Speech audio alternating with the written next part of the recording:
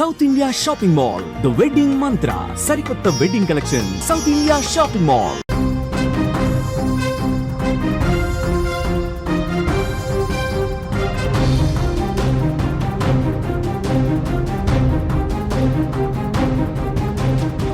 Breaking news చూస్తున్నాం. మాజీ మంత్రి హరీష్ రావు కీలక వ్యాఖ్యలు చేశారు.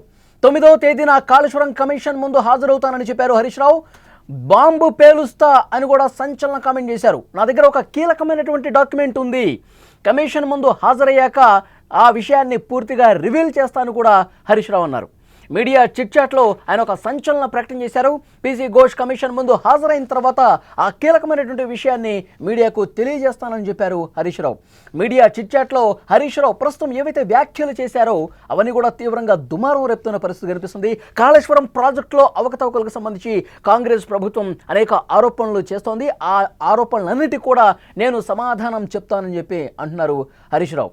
తన దగ్గర ఒక కీలకమైన డాక్యుమెంట్ ఉంది, ఆ డాక్యుమెంట్కు సంబంధించి పూర్తి సమాచారం ఎప్పుడైతే నేను కమిషన్ ముందు హాజరవుతానో హాజరైన తర్వాత వెంటనే ఆ డీటెయిల్స్ మీకు అందిస్తానంటూ బాంబు పేల్చారు. హరీష్ రావు చేసినటువంటి ఈ కామెంట్తో, హరీష్ రావు చేసినటువంటి ఈ సంచలన వ్యాఖ్యలతో కాంగ్రెస్ ప్రభుత్వంలో ఒక గుబులు మొదలైందన్నట్టుగా సమాచారం వస్తుంది. కాంగ్రెస్ నేతలు ఇంతవరకు దీని మీద స్పందించలేదు. హరీష్ రావు ఏం మాట్లాడబోతున్నారు, ఎలాంటి సంచలనమైనటువంటి విషయాలు బయటపెట్టే అవకాశం ఉంది, కీలక డాక్యుమెంట్ అంటూ ఉన్నారు. ఆ కీలక డాక్యుమెంట్లో ఏముంది, ప్రస్తుతం దీని మీదే చర్చ జరుగుతుంది. కాళేశ్వరం ప్రాజెక్టుకు సంబంధించి ఒక పవర్ పాయింట్ ప్రజెంటేషన్ ఇచ్చారు తెలంగాణ భవన్లో హరీష్ రావు. సో దాని గురించి పూర్తిగా మాట్లాడారు. కాంగ్రెస్ ప్రభుత్వానికి ఏం చేయాలో అర్థం కాక లేనిపోని ఆరోపణలు విమర్శలు చేసి కాలం గడిపేస్తోంది. బీఆర్ఎస్ ప్రభుత్వం మీద ఆరోపణలు చేస్తూ కాలం గడుపుతుంది, కానీ రైతులకు ఏం కావాలి, ప్రజలకు ఏం కావాలి, ఇవన్నీ కూడా పూర్తిగా మర్చిపోయి ప్రభుత్వం మీద ఇప్పటికే చెడ్డ పేరు వచ్చింది. దాన్ని కప్పిపుచ్చుకునేందుకు ఇలాంటి కమిషన్లు వేసి బీఆర్ఎస్కి మచ్చ తీసుకురావాలని ప్రయత్నం చేస్తూ ఉన్నారు. కానీ అది ఎప్పటికీ జరగదు. కాంగ్రెస్ ఏమేం తప్పులు చేసిందో అవన్నీ కూడా నేను కమిషన్ ముందు హాజరైన తర్వాత వెల్లడిస్తానని చెప్పారు హరీష్ రావు. ఇప్పటికే కమిషన్ ముందు ఈటెల రాజేందర్ హాజరయ్యారు. అంటే ఆయన బీఆర్ఎస్ ప్రభుత్వంలో ఆర్థిక శాఖ మంత్రిగా పనిచేశారు కాబట్టి ఆయన కూడా కమిషన్ నోటీసులు పంపించింది, పూర్తిగా వివరాలు తీసుకుంది. ఈటెల రాజేందర్ కూడా విచారణకు హాజరైన తర్వాత మీడియాతో చెప్పారు, ఏ నిర్ణయం తీసుకున్నా కాళేశ్వరం ప్రాజెక్టుకు సంబంధించి ఎలాంటి డెసిషన్ తీసుకున్నా ఆ బ్యారేజ్ల నిర్మాణానికి సంబంధించి పూర్తిగా క్యాబినెట్ కమిటీలో చర్చించిన నిర్ణయాలే అవి అమలు పరిచాం తప్ప ఎవరిది వ్యక్తిగత నిర్ణయాలు, సొంత నిర్ణయాలు, లోపల ఏం జరిగింది, ఈ విషయాల మీద చర్చ అనవసరం. ప్రభుత్వం అలాగే వేసినటువంటి సబ్ కమిటీ అది మొత్తం కూడా పూర్తిగా ప్రభుత్వంలో జరిగినటువంటి వ్యవహారం అలాగే చూడాలి తప్ప ఇందులో వేరే ఉద్దేశాలు ఆపాదించకూడదని చెప్పి కాంగ్రెస్ను విమర్శించినటువంటి పరిస్థితి ఉంది. ఎప్పుడైతే ఈటెల రాజేందర్కి ఈ కమిషన్ నోటీసులు ఇచ్చిందో అప్పటి నుంచి కూడా కాంగ్రెస్ విమర్శలు చేస్తోంది. హరీష్ రావు ఈటెల రాజేందర్ కలుసుకున్నారు, మాట్లాడుకున్నారు, ఈటెల రాజేందర్ పూర్తిగా బీఆర్ఎస్ చేతుల్లోకి వెళ్ళిపోయాడు, ఇలాంటి వ్యాఖ్యలన్నీ చేశారు. సో దీని మీద కూడా ఆయన కాంగ్రెస్కి కౌంటర్ ఇచ్చినటువంటి పరిస్థితి ఉంది. ముఖ్యంగా మేడిగడ్డ బ్యారేజ్లో 2 పిల్లర్లు కుంగితే కాళేశ్వరం ప్రాజెక్టు కూలినట్లు కాంగ్రెస్ నేతలు ఎట్లా చెప్తారని హరీష్ రావు విమర్శిస్తున్నారు. మొత్తం ప్రాజెక్టు ద్వారా 20.33 లక్షల ఎకరాలకు నీరు అందించామని చెప్పారు.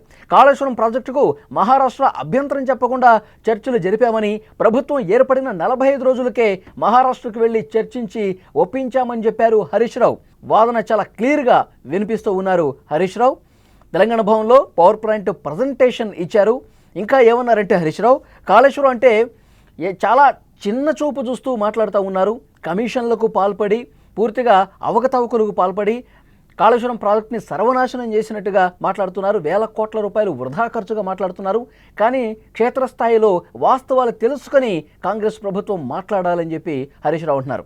కాళేశ్వరం అంటే 3 బ్యారేజీలు, 15 రిజర్వాయర్లు, 19 సబ్స్టేషన్లు, 21 పంప్ హౌస్లు, 203 కిలోమీటర్ల సొరంగాలు, 1531 కిలోమీటర్ల గ్రావిటీ కాలువలు, 98 కిలోమీటర్ల ప్రెజర్ మెయిన్స్, 141 టీఎంసీల స్టోరేజీ కెపాసిటీ, 530 మీటర్ల ఎత్తుకు నీటి ఎత్తిపోతలు, తమ్మిడిహట్టి నుంచి ఎల్లంపల్లికి నీరు ఎత్తిపోసేలా మొదటగా రూపకల్పన చేశారు. తమ్మిడిహట్టి వద్ద నీళ్లు తక్కువగా ఉంటాయని భావించి అప్పుడు ప్రాజెక్ట్ని మేడిగడ్డకు షిఫ్ట్ చేశామని చెప్పారు. మేడిగడ్డ బ్యారేజీని 7 బ్లాకులుగా 85 పియర్లుగా నిర్మించాం. కాళేశ్వరం లేకుండా పంటలు పండాయని కాంగ్రెస్ ఆరోపిస్తోంది. ఈ ప్రాజెక్టు వల్లనే యాసంగిలో పంటలు పండాయి అన్న విషయం కాంగ్రెస్ నాయకులు గుర్తుపెట్టుకోవాలి. ఈ ప్రాజెక్టుకు 3 వనరుల ద్వారా నీటి లభ్యత ఉందని చెప్తున్నారు. ఆ నీటితో వేలాది చెరువులు నింపొచ్చు.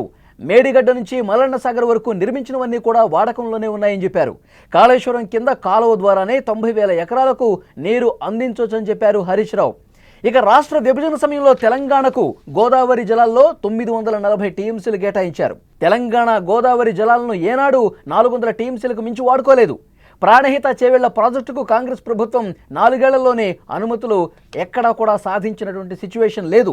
ప్రాజెక్టు నిర్మాణాన్ని ప్రారంభించగానే అప్పుడు కాలువల తవ్వకం పనులు మొదలుపెట్టారు. 2007లో ప్రాణహిత చేవెళ్ల ప్రాజెక్టు వ్యయాన్ని 17,000 కోట్లుగా చెప్పారు.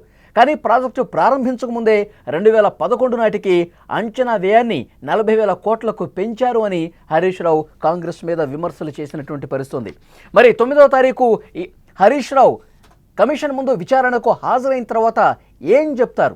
కాళేశ్వరం ప్రాజెక్టుకు సంబంధించి ఆయన బీఆర్ఎస్ హయాంలో నీటిపారుదల శాఖ మంత్రిగా ఉండి పూర్తిగా ఆయన కనుసన్నల్లోనే ప్రాజెక్టు నిర్మాణం జరిగినటువంటి నేపథ్యంలో కాళేశ్వరం ప్రాజెక్టుకు సంబంధించి అన్ని విషయాలు నేను చెప్తాను, ఎక్కడెక్కడ ఎలాంటి లోపాలు జరిగాయని చెప్పి కాంగ్రెస్ ఆరోపిస్తుందో దానికి దీటుగా బదులిస్తాను.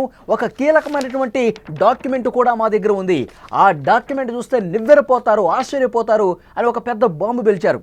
కాంగ్రెస్ ఏదైతే విమర్శలు చేస్తుందో దానికి దీటుగా బదులిస్తూ కాంగ్రెస్ బండారం కూడా బయట పెడతానంటూ హరీష్ రావు మాట్లాడటంతో కాంగ్రెస్ నేతల్లో ఒక భయం మొదలైందని చెప్పి అంటా ఉన్నారు.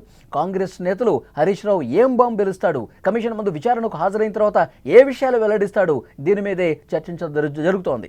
కేసీఆర్ 5వ తారీఖే హాజరు కావాల్సి ఉంది, కానీ కొంత గడువు కోరారు. సో 11వ తారీఖు విచారణకు రండి అని చెప్పి కమిషన్ కూడా చెప్పింది. సో 11వ తారీఖు మాజీ ముఖ్యమంత్రి కేసీఆర్ హాజరవుతారు. 6వ తారీఖున ఈటెల రాజేందర్ హాజరయ్యారు. రేపు సోమవారం రోజు 9వ తారీఖున హరీష్ రావు హాజరవుతారు. ఆ తర్వాత 11న మాజీ ముఖ్యమంత్రి బీఆర్ఎస్ అధ్యక్షులు కేసీఆర్ హాజరవుతారు. మరి ఒక కీలక డాక్యుమెంట్ హరీష్ రావు ఏం బయట పెడతాడన్న దాని గురించి ప్రస్తుతం చర్చ అంతా జరుగుతుంది. రేవంత్ రెడ్డి ఆ పార్టీకి సంబంధించినటువంటి నాయకులు ఏదైతే విమర్శలు చేస్తున్నారో ఆ విమర్శలన్నింటినీ కూడా చెక్ పెట్టే విధంగా, మళ్ళీ కాళేశ్వరం గురించి నోరెత్తకుండా ఉండే విధంగా అన్ని విషయాలు బయట పెడతాను. గతంలో ఉమ్మడి రాష్ట్రంలో ఉన్నప్పుడు కాంగ్రెస్ ప్రభుత్వం ఏం చేసింది, మీనమేషాలు లెక్కిస్తూ ప్రాజెక్టు సరైన దిశలో రూపకల్పన చేయకుండా, సరిగ్గా నిర్మించకుండా ఏ విధంగా తాత్సారం చేసిందో, అప్పుడు ప్రభుత్వం అనుమతులు తీసుకురావడంలో ఎంత ఆలస్యం చేసిందో ఈ విషయాలన్నీ కూడా బయట పెడతాం. ఈ ప్రాజెక్టు వల్ల, ఈ ప్రాజెక్టు నిర్మించడం వల్ల ఎన్ని ఎకరాలకు తాగునీరు అందుతోంది, ఈ విషయాలు కూడా చాలా స్పష్టంగా చెప్తాం. కేవలం బీఆర్ఎస్ మీద ఉన్నటువంటి అక్కసుతో, కేవలం బీఆర్ఎస్ను తక్కువ చేయాలన్న ఉద్దేశంతో బీఆర్ఎస్ నిర్మించినటువంటి ఈ ప్రాజెక్టులో రైతుల్లో ఒక అపోహలు క్రియేట్ చేసే విధంగా కాంగ్రెస్ ప్రభుత్వం ప్రవర్తిస్తోంది. ఏదో 2 పిల్లర్లు కూలితే మొత్తం కాళేశ్వరం ప్రాజెక్టే వృధా, వేల కోట్ల రూపాయలు కమిషన్లు నొక్కేశారు, ఇదంతా మాట్లాడుతుంది కదా కాంగ్రెస్ ప్రభుత్వం, కాంగ్రెస్ పార్టీలో ఉన్నటువంటి ముఖ్యమైన నాయకులు. వాళ్ళందరికీ కూడా తప్పకుండా బుద్ధొచ్చే విధంగా, వాళ్ళ చెంప చెళ్ళు మనిపించే విధంగా నా దగ్గర సమాధానాలు ఉండబోతున్నాయి. 9వ తారీఖు కమిషన్ ముందు విచారణకు హాజరైన తర్వాత ఒక కీలకమైనటువంటి డాక్యుమెంట్ నా దగ్గర ఉంది. కాంగ్రెస్కి సంబంధించిన సమాచారం ఉంది, ఆ పార్టీ నాయకులు వేసినటువంటి వేషాలకు సంబంధించిన సమాచారం ఉంది. అవన్నీ కూడా మొత్తం బయట పెడతాను. రాష్ట్రంలో ఉన్న ప్రజలందరూ కూడా ఆశ్చర్యపోయే విధంగా ఆ డాక్యుమెంటు బయట పెడతానని చెప్పి హరీష్ రావు అంటున్నారు. సో చూద్దాం 9వ తారీఖు కమిషన్ ముందు హాజరైన తర్వాత హరీష్ రావు ఏం చెప్తారో కూడా చూడాల్సినటువంటి అవసరం ఉంది.